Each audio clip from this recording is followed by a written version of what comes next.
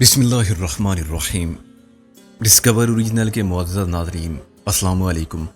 اب کس نمبر 982 ملاحظہ فرمائیں۔ یہاں ایک سارجنٹ موجود ہے جو ہماری بات پر یقین کرنے کو تیار نہیں۔ تم ڈاکٹر شیلی مرڈر کیس کے ملزم کو جانتے ہو نا؟ وہ کون ہے؟ چودھری دلاور۔ اس کی وجہ سے وہ نیگرو جارج جیل میں بند ہے۔ اس نے جارج کو بھی جیل میں قتل کرنے کی کوشش کی تھی۔ او یس، مجھے یاد آ گیا۔ اب کیا معاملہ ہے؟ میں نے کہا، ہم چودھری دلاور کو لاہور کی عدالت میں پیش کرنے کے لیے لے جا رہے تھے، جہاں ڈاکٹر شیلی مرڈر کیس کی سماعت جاری ہے۔ اس کیس میں جارج کو بطور عینی گواہ پیش ہونا تھا کیا مطلب؟ اب اس کی ضرورت نہیں رہی؟ غالباً نہیں۔ ملزم کو خدا نے سزائے موت سنا دی ہے۔ اس کا برین ٹیومر تشخیص ہوا ہے، بالکل آخری یعنی چوتھے سٹیج پر۔ شاید اتنے کم وقت میں عدالت فیصلہ نہ سنا پائے۔ فیصلے پر عمل درآمد کا تو سوال ہی پیدا نہیں ہوتا۔ وہ ایک مفرور مجرم ہے اور ہم اسے پکڑنے میں کامیاب ہو گئے تھے۔ ہم اسے خصوصی انتظامات کے تحت چارٹرڈ فلائٹ سے لاہور لے جا رہے تھے کہ سارجنٹ نے غلط پارکنگ پر ہمیں پکڑ لیا اور یہاں لے آیا۔ کیا تم اسے بتا سکتے ہو کہ ہم نے اسے کوئی جھوٹی کہانی نہیں سنائی تھی؟ اسے فون دو۔ میں نے فون سارجنٹ کو تھما دیا۔ لو سنو، باقی پیغام تمہارے لیے ہے۔ ان کے درمیان خاصی تلخ کلامی ہوئی، پھر سارجنٹ نے فون بند کر دیا۔ میری طرف سے تم جہنم میں جاؤ، تمہارے بغیر؟ میں نے کہا۔ محسن بولا، اس کے علاوہ جہنم میں جانے کا بھی وقت مقرر ہے۔ تم نے ٹانگ نہ اڑائی ہوتی تو اس وقت ہم پیرس میں ہوتے۔ خیر یہ بتاؤ کہ ہمارا مجرم مریض کہاں ہے؟ میں نے کہا ہے کہ ایمبولینس کو یہاں بھیج دیا جائے۔ محسن نے اردو میں کہا، الو کا پٹھا ہمارے پروگرام کا بیڑا غرق کر دیا۔ میں نے کہا، خدا کا شکر ادا کر بھائی کہ اتنی آسانی سے جان چھوٹ گئی، ورنہ مجھے تو صاف نظر آ رہا تھا کہ آج گئے کام سے۔ اگر ہمارے سامان کی تلاشی لی جاتی تو بہت سے مسئلے کھڑے ہو جاتے۔ سامان میں اسلحہ بھی تھا اور کیا؟ نقد رقم پر کسی کا نام نہیں تھا۔ خبیث جہاں باز ہوا باز سے دوبارہ رابطہ کیسے ہوگا؟ خبیث کیسے غائب ہو گیا؟ اچھا کیا اس نے غائب ہو گئے، رابطہ تو پھر ہو جائے گا۔ ہمارے ساتھ وہ بھی پکڑا جاتا تو پتہ نہیں کیا بک دیتا۔ اس کار کا کیا ہوگا جس کی وجہ سے ہم پکڑے گئے تھے؟ میں نے یہی سوال سارجنٹ سے کیا۔ اس نے کہا، گاڑی ٹریفک رولز کی خلاف ورزی کے باعث اٹھا لی گئی ہے، کچھ دیر میں یہاں پہنچ جائے گی۔ میں نے کہا، گاڑی تم سنبھال کے رکھو، مالک خود لے جائے گا۔ اس میں ہمارا جو سامان تھا اس کی ملکیت کا ثبوت دے کر تم لے جا سکتے ہو۔ محسن نے کہا، کیا وہ ثبوت کافی نہیں تھا؟ میں نے تمہیں دلاور کی بیماری کا سارا ریکارڈ دکھایا تھا۔ میں بتا سکتا ہوں کہ اس میں کیا دوائیاں ہوں گی اور کیسے کپڑے ہیں۔ اگر ضمانت چاہیے تو میں حاجی علم الدین طوطی کو بلا لیتا ہوں۔ یہ کیا بلا ہے آخر؟ کس اخبار کا ایڈیٹر ہے؟ کسی بھی اخبار کے ایڈیٹر کو بلا کہنا 10 بلاؤں کو اپنے پیچھے لگانے کے برابر ہے۔ میں نے کہا، اس اخبار کا نام بوٹ ٹائمز ہو یا پھر بیڈ نیوز، بیڈ ای والا، اگر وہ ذمہ داری قبول کرتا ہے تو مجھے کوئی اعتراض نہیں۔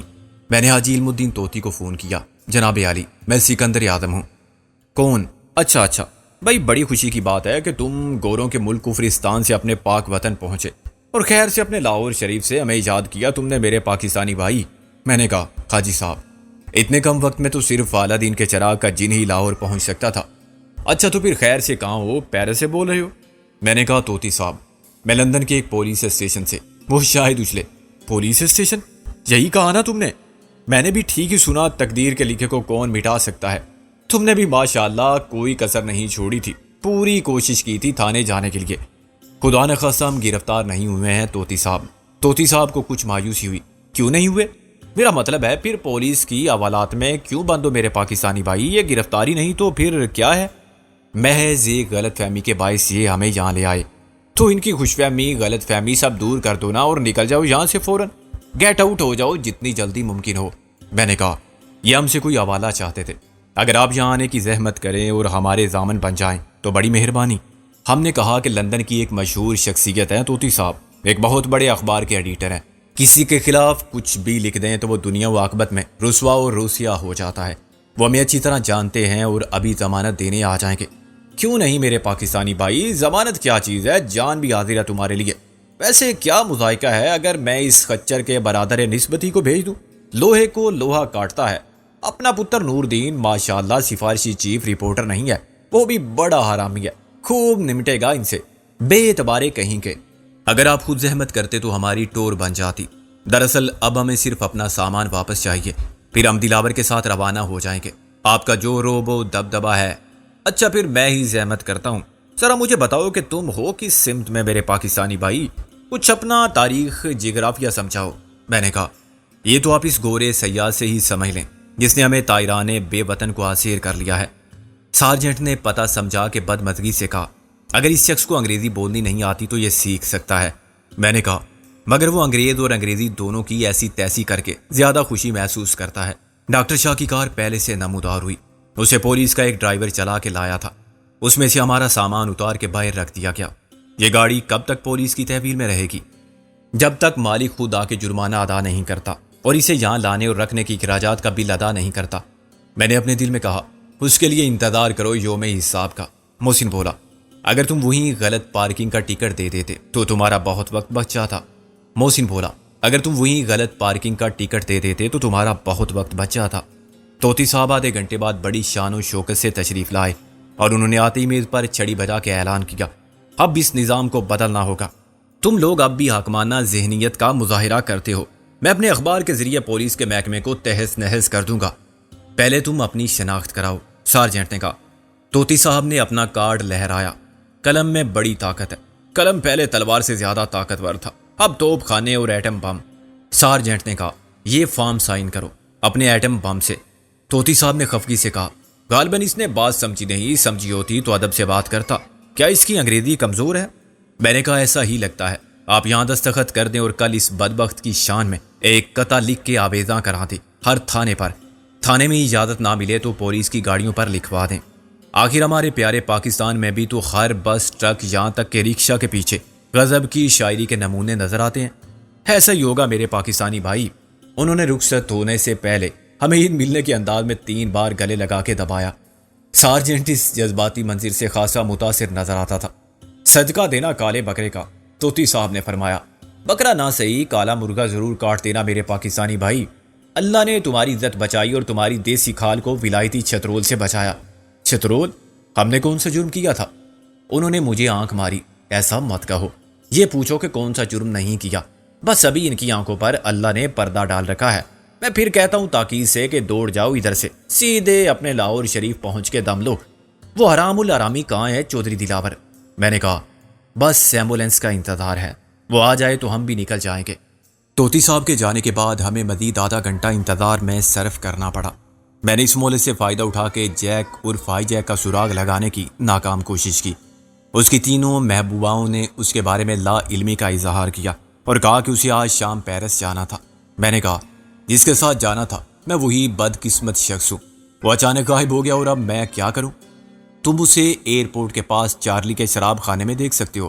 آج کل وہ ایک ویٹرس کو اپنے سچے عشق کا یقین دلا رہا ہے جیسے اس نے مجھے دلایا تھا۔ اس کی اصیلی زہریلی محبوبہ نے کہا۔ میں نے منگنی کی انگوٹھی اس کے منہ پر ماری تھی۔ وہ کچھ سمجھدار آدمی ہے، شادی کی پیشکش انہی کو کرتا ہوگا جن کے بارے میں یقین ہو کہ وہ منگنی کی انگوٹھی منہ پر ماریں گی۔ میں نے کہا اور فون بند کر دیا۔ میں نے چارلی کے شراب خانے فون کیا۔ پس منظر میں سنائی دینے والے شور کے ساتھ کسی نے کہا ہیلو۔ میں نے کہا کیا جیک یہاں موجود ہے؟ High Jack? ہائی جیک وہ پائلٹ؟ میں نے اسے ابھی دیکھا تھا۔ 1 منٹ ٹھہرو، وہ بولا، اور پھر اس نے چلا کے کسی سے کہا اس ہوائی گھوڑے کا فون ہے۔ ہوائی گھوڑا اس کا نہایت مناسب نام تھا۔ اس نے بڑی ادا سے ہیلو کہا۔ میں نے کہا یوں لگتا ہے جیسے ٹیلی فون کا ریسیور تمہارے منہ سے 3 فٹ دور ہے۔ بالکل ٹھیک لگتا ہے تمہیں، 1 فٹ کے فاصلے پر کوئی اور ہے مگر تم کون ہو؟ اس کی آواز کچھ واضح ہوئی، وہی جس کو جانا تھا جہاز سے مگر جانا پڑا پولیس کی کار میں۔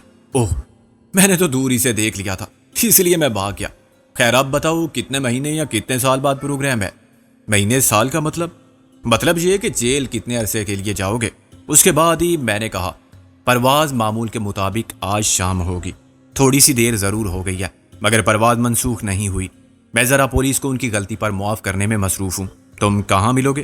وہیں جہاں تم نے فون کیا ہے، وہ بولا۔ اتنی مت پی لینا کہ جہاز کو بحری جہاز سمجھ کے سمندر میں اتار لو۔ وہ انسا تمہیں تیرنا نہیں آتا شاید۔ پولیس اسٹیشن کے اس کمرے میں دوسری میز پر ایک اور پولیس افیسر کسی جوڑے سے الجھ رہا تھا۔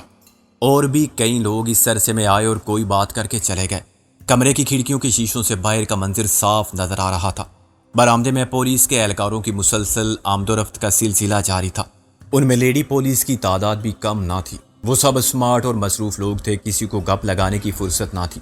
آتے جاتے کسی سے سلام دعا انسی مزاح کی بات ہو گئی تو ہو گئی، ورنہ ہر ایک اپنے کام میں مگن تھا۔ لوگ بھی آ جا رہے تھے، مگر اسی طرح جیسے ہاسپٹل یا کسی سرکاری آفس میں۔ وہ پریشان تو نظر آتے تھے۔ پولیس کے پاس جانے والا پریشانی کا شکار ضرور ہوتا ہے، مگر مجھے کوئی خوف میں مبتلا نظر نہیں آیا۔ کسی کی صورت پر دہشت کے تاثرات دکھائی نہیں دیے، جو ہمارے ملک میں شریف آدمی کی صورت پر بھی تھانے میں قدم رکھتے وقت دکھائی دیتے ہیں۔ تھانے انتہائی بدنام عقوبت خانے اور بدترین ذہنی اذیت، ذلت اور پست کرداری کی علامت بن کے رہ جاتے ہیں۔ یہاں قانون کے نام پر انسانیت سوز مظالم کا سلسلہ دن رات جاری رہتا ہے۔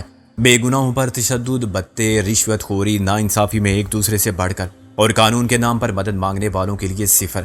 تھانے دار گشت پر رہتے ہیں، حوالات میں نیم مردہ قیدی پڑے رہتے ہیں، ڈیوٹی افسر اور منشی سودوں میں مصروف نظر آتے ہیں، اور باہر اندر پریشان حال مظلوم لوائقین دست بستہ فریاد گناہ مال لانے اور کھلانے کی فکر میں مبتلا خوار پھرتے ہیں۔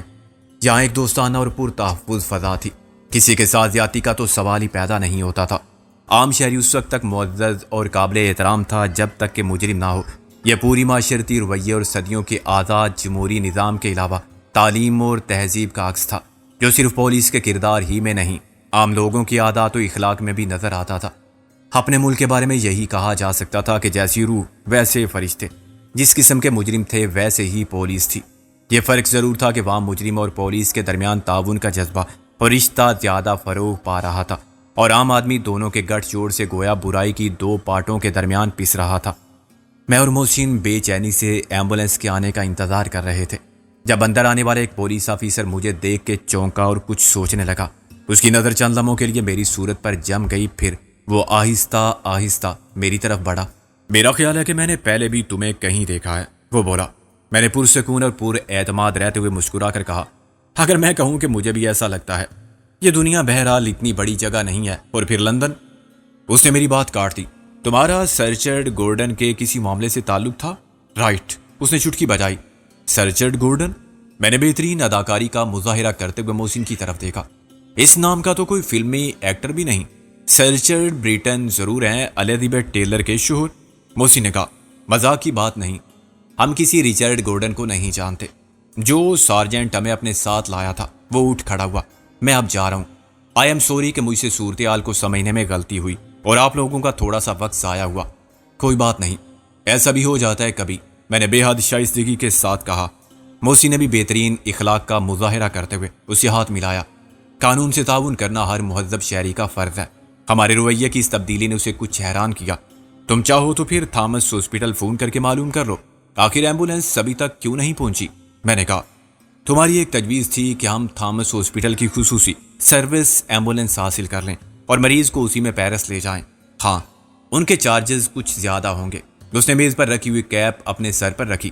تم بات کر کے دیکھ لو۔ میرا مقصد اس گفتگو کو طول دینے سے صرف یہ تھا کہ دوسرا پولیس افسر ٹل جائے، مگر وہ اپنی جگہ کھڑا ہوا تھا۔ اس نے فوراً خالی ہو جانے والی کرسی پر قبضہ کر لیا۔ یا تم کس سلسلے میں آئے تھے؟ میں نے کہا، ہم نے غلط جگہ گاڑی کھڑی کی تھی۔ وہ حیرانی سے بولا، اس جرم میں پولیس اسٹیشن کوئی نہیں لایا جاتا، ٹکٹ جاری ہو جاتا ہے۔ محسن بولا، گاڑی میں ایک مریض بھی تھا، اس کی حالت کافی خراب تھی اور ایمبولینس نہیں مل رہی تھی۔ یہ جو آفیسر ابھی گیا ہے، اسی نے ہماری مدد کی، پولیس ایمبولینس منگوائی اور پھر اسے تھامس ہاسپٹل بھیجا۔ اس نے تمہاری مدد کی؟ پھر وہ معذرت کیوں کر رہا تھا کہ اس کی وجہ سے تمہیں پریشانی ہوئی؟ میں نے کہا، دراصل گاڑی ایک ڈاکٹر کی تھی، وہ ایمبولینس لینے گیا تو گاڑی غلط جگہ کھڑی کر کے گیا۔ اتنی دیر میں یہ آفیسر آ گیا، وہ ہم سے سوال جواب کرنے لگا۔ ہم نے کہا کہ نہ گاڑی ہماری ہے اور نہ ہم اسے چلا رہے تھے۔ ہم نے اسے کاغذات بھی دکھائے۔ پھر وہ کہنے لگا کہ مریض کی حالت نازک ہے اور تم نے اسے گاڑی کی پچھلی سیٹ پر ڈال رکھا ہے۔ ہم نے بتایا کہ ڈاکٹر صاحب بہت دیر سے ایمبولینس کا بندوبست کرنے گئے ہوئے ہیں، معلوم نہیں ان کے ساتھ کیا ہوا کہ وہ لوٹ کر نہیں آئے۔ اس نے مریض کو ایمبولینس میں ہاسپٹل بھیج دیا اور ہمیں گاڑی کے ساتھ یہاں لے آیا۔ گاڑی اب پولیس کی تحویل میں ہے اور ڈاکٹر شاہ خود لے جائے گا۔ ہماری شناخت کے لیے ایک وکیل اور ایک اخبار کے ایڈیٹر آ گئے تھے۔ ظاہر ہے اس میں وقت ضائع ہوا۔ اب ایمبولینس آ جائے تو ہم جائیں، ہمیں اسپیشل چارٹرڈ فلائٹ سے پیرس جانا تھا۔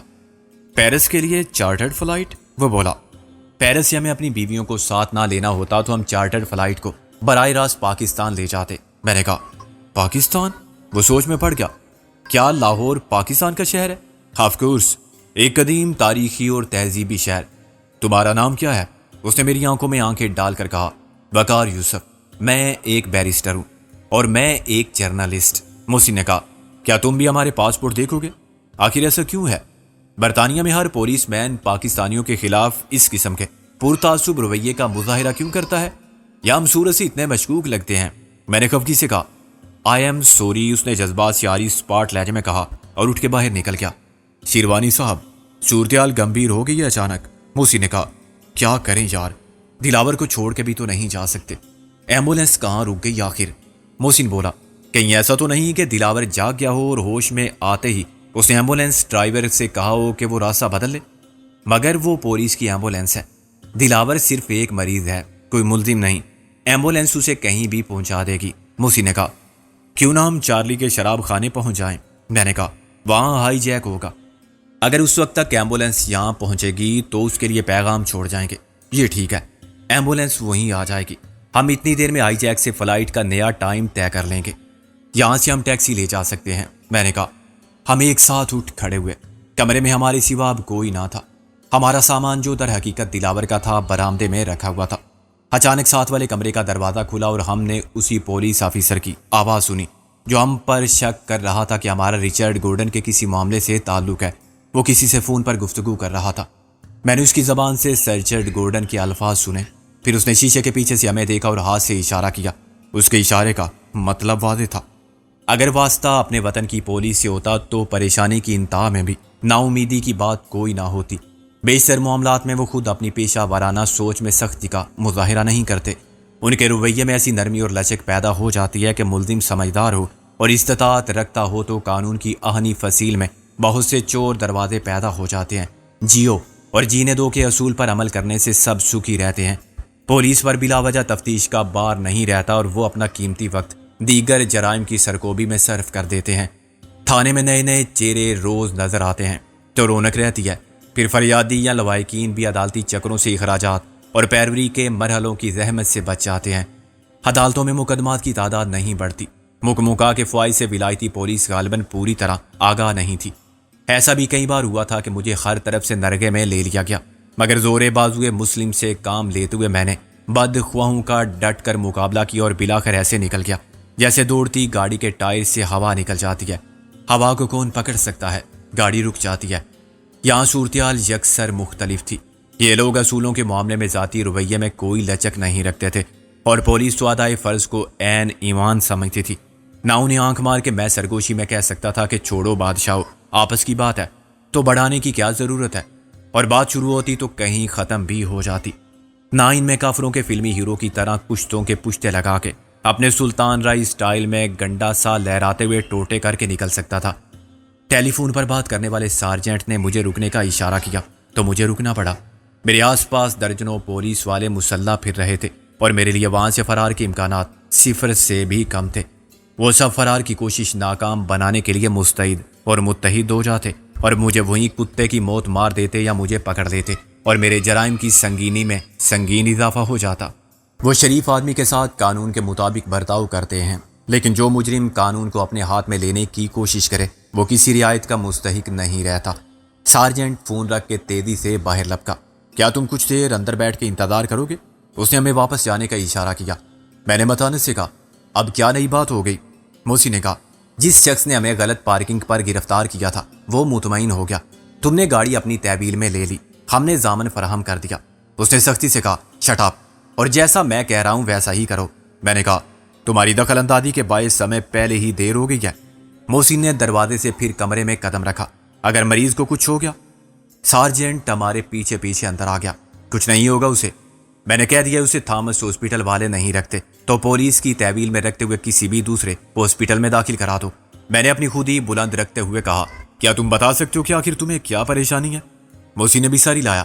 کیا شک ہے تمہیں آخر؟ اس نے ہمارے سامنے بیٹھ کے ہمیں گھورتے ہوئے کہا تمہاری اداکاری قابل تعریف ہے، لیکن یہ تھیٹر کا سٹیج نہیں پولیس اسٹیشن ہے، اس لیے سچ سچ بتا دو۔ سچ کے علاوہ ہم کچھ بتانا پسند بھی نہیں کرتے۔ میں نے کہا۔ محسن بولا لیکن تم جھوٹ پر اعتبار کر سکتے ہو، تو اس نے میز پر مکہ مارا۔ You bloody son of a joker, تم تو نکل ہی گئے تھے اپنی باتوں سے سب کو الو بنا کے، میں نے بر وقت پہنچ کے تمہیں پہچان لیا۔ میں نے کہا اپنے جذبات کو قابو میں رکھو، ہمارا ضامن کوئی معمولی نہیں، ایک اخبار کا ایڈیٹر ہے۔ اخبار کے ایڈیٹر کیا فرشتے ہوتے ہیں؟ اس نے نفرت و حقارت سے کہا۔ جوتی کی نوک پر رکھتا ہوں میں ان اخبار والوں کو، ان سے بڑا آرامی کوئی نہیں ہوتا، میرا بس چلے تو ان سب کو اخبار نکالنے کے جرم میں بند کر دوں۔ اخبار والے تمہیں منمانی نہیں کرنے دیتے اور سچ چھاپ دیتے ہیں اس لیے، میں نے کہا۔ محسن بولا، لیکن ہمارے پاکستانی صحافی ایسے نہیں ہوتے۔ وہ بڑک اٹھا، کیا انڈین کیا پاکستانی، تم سب کالے لوگ پیدائشی طور پر حرامی ہوتے ہو، اور یہاں کے تم لوگوں نے حرامی پن کی انتہا کر دی ہے، ہماری سوسائٹی کی ساری روایات کا بیڑا غرق کر دیا ہے۔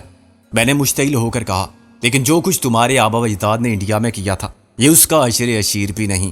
غلامی سے آزادی اور جمہوریت سے دوغلے نظریات پر تم آج بھی عمل پیرا ہو۔ جنوبی افریقہ میں تمہاری نسل پرستی کے انسانیت سوز مظالم پر شیطان کو بھی شرم آتی ہوگی۔ اس نے دھاڑ کر کہا، میں تمہیں قتل کر دوں گا اگر تم نے بکواس بند نہ کی۔ تھانے میں بہادر بن رہے ہو، میں نے کہا، ہمت ہے اور اپنے مرد باپ کی حلالی اولاد ہو تو یہ ریوالور رکھ دو ایک طرف اور مجھے قتل کرنے کی کوشش کر کے دیکھو۔ اس ریوالور کے ساتھ تو ایک نامرد اور بچہ بھی ٹارزن کے مقابلے پر آ جاتا ہے۔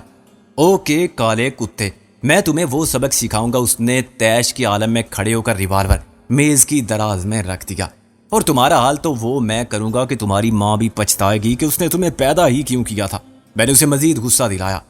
ہماری چیخو پکار پر ساتھ والے کمروں سے 2 پولیس افسر 2 لیڈی پولیس کمرے میں آ گئی تھی۔ یہ کیا ہو رہا ہے؟ ایک پولیس مین بولا۔